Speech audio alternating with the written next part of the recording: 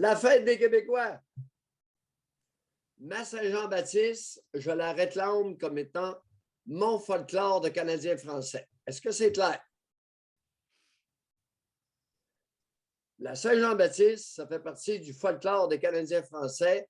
Et est-ce que j'ai le droit de garder cette journée-là pour nous autres, les Canadiens français? Ce n'est pas la fête des immigrants. Ce n'est pas la fête des Québécois. Ce n'est pas la fête de la progéniture des immigrants, qui sont des Québécois, soit dit en passant. Ils sont nés et ils habitent le territoire québécois. La Saint-Jean-Baptiste, ce n'est pas votre fête. Enlevez-vous ça de dans la tête. Oui, mais ça, c'est selon. Je vais vous laisser les exprimer, mais c'est. Oui. J'ai encore fait des recherches, c'est ça, c'est selon Doc Mayou. C'est pas Oui, selon. oui. Ben, là, je parle. Habituellement, je parle en mon nom. Parce que la fête nationale n'a pas été faite pour ça. Oui.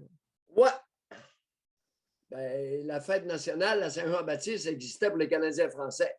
Elle n'existait pas pour Makakoto.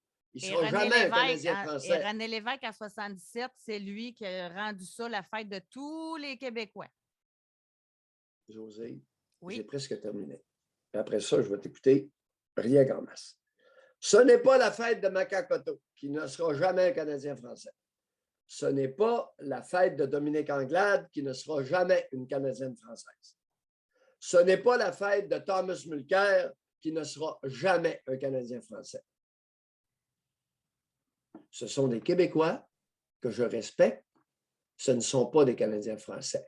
Pourriez-vous, comme on a fait avec les Amérindiens hier, pourriez-vous, s'il vous plaît, nous laisser une journée à nous, Canadiens français? Les Amérindiens sont une nation. Première nation, les Premières Nations qu'on appelle. C'est une nation amérindienne. Les Canadiens français sont Amérindiens et Métis. C'est une nation. Les Canadiens français sont une nation. On a-tu le droit à une journée par année sans se faire emmerder? J'ai-tu le droit à mon folklore? Dites-moi que je n'ai pas le droit. Alors, je me tais et je t'écoute. Je n'ai plus rien à dire. Vous avez totalement, mais il faudrait quasiment que ce soit une autre date. Là. Faudrait, je me demande comment ça passerait, d'ailleurs. Ça, ce matin, ce que vous dites là, ça fait partie, d'après moi, des choses qui vont vraiment faire réagir beaucoup. Là. Justement, je m'en fous! Je sais que vous en foutez, même que vous y prenez plaisir. C'est bon pour le business! Non, mais je sais. Mais ça a été compliqué, cette fête-là. Hein? Je suis allée sortir les faits. Au départ, c'est le journaliste Ludger Duvernay, qui était éditeur du journal La Minerve, qui a commencé à développer le tout, la célébration des fêtes de la Saint-Jean-Baptiste. Puis au début, c'était très religieux. C'était associé à la religion. Ben oui. Là, après ça, il y a eu une rébellion des Patriotes, 1837-1839. Ça a provoqué l'interruption des festivités pour une période de 5 ans. L'Association Saint-Jean-Baptiste est née en 1843. Puis, je suis contente, je ne savais pas tout ça. Fait que c'est grâce à vous, vous m'aviez préparé mentalement parce que vous alliez parler de tout ça. Fait que je suis allée chercher l'info. Puis, c'est en 1925 que ça a été officiel et déclaré que c'était un congé férié. Puis là, par la suite, au cours des années 1930, Irlandais, Grecs, Italiens, Slovaques ont participé aux festivités de la fête nationale, au défilé pour démontrer le caractère cosmopolite de la fête. En 1947, 9 sociétés Saint-Jean-Baptiste se sont réunies pour fonder la Fédération des sociétés Saint-Jean-Baptiste. Et là, ils voulaient travailler à l'unification d'une pensée nationale saine. C'est ce qu'ils disent.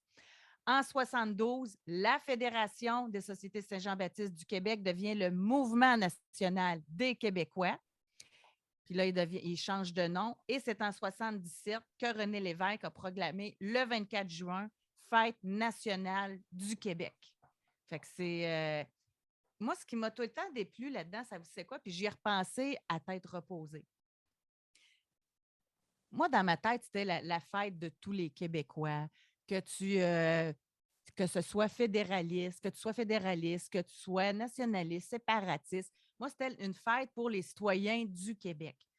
Puis moi, pendant un bout de temps, j'ai trouvé ça très poche parce que le Parti québécois s'était accaparé de cette fête-là. C'était rendu politique.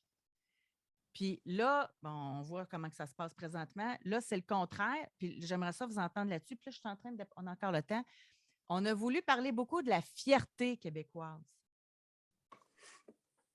Je ne l'ai plus, moi, cette fierté-là québécoise. C'est triste, hein? Je pensais à ça ce matin.